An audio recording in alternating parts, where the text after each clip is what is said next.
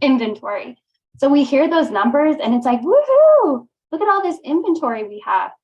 But when I look at it, I'm digging deeper and I'm seeing that total sales year over year is down a little over 40%. So when you hear that number and then look at the inventory levels, do we really have that much more inventory, or sales did they just decrease to a level where it's artificially inflated our inventory levels? Right now, I've been talking to a lot of buyers that are investors, and these are what I refer to as the mom and pop investor. They don't have a ton of doors, but they want to get into that mailbox money game. And I'm also still working with buyers that are coming over from California. So when we couple those two categories of buyers, as well as the everyday buyer and seller in our market, the inventory isn't enough. We know that new construction starts are down 30%.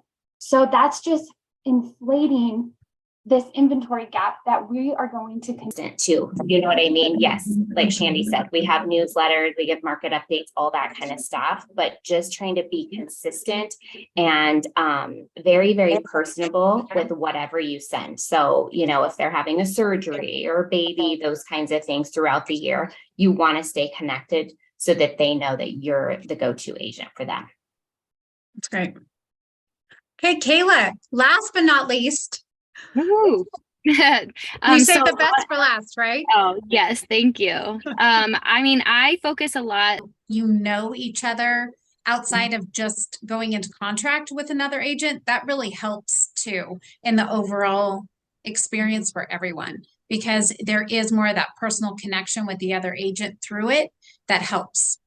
Well, and even like I remember when I first started, I think there was an older agent that thought, oh, since you're new, I could feel him already started to bully me and kind of want to educate me.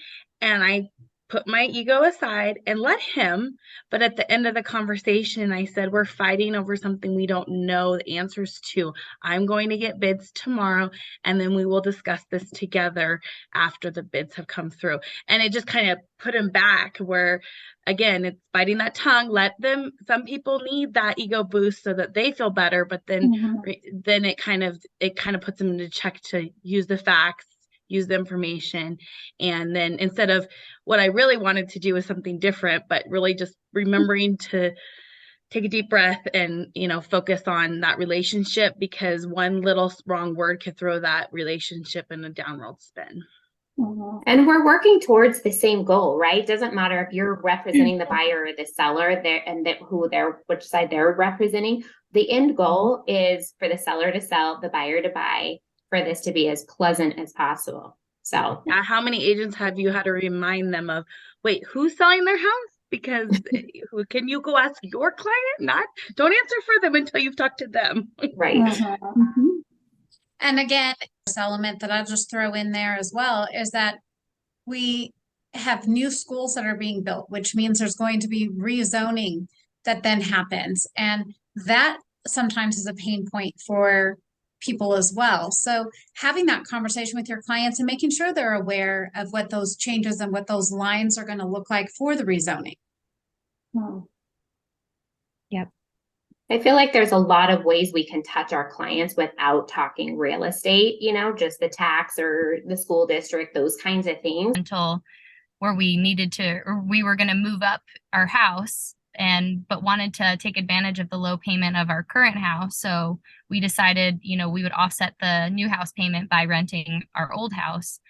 So that's kind of how we started getting into investing. And although us being in it, we hear it, see it, witness it all the time with our clients or other agents or other investors or whatnot, that it took me a long time to convince my husband and make him a believer that this was a way to build wealth. And so that's how we kind of started our journey. And then after we had our first child, we had the similar conversation that, hey, you know, this has worked for us. Why wouldn't we do the same thing and, you know, build a college fund or, you know, or at least, you know, some sort of fund to get our kid on their feet once they would graduate college or once they were out of high school or whatnot. So we purchased our second at the beginning of last year. So.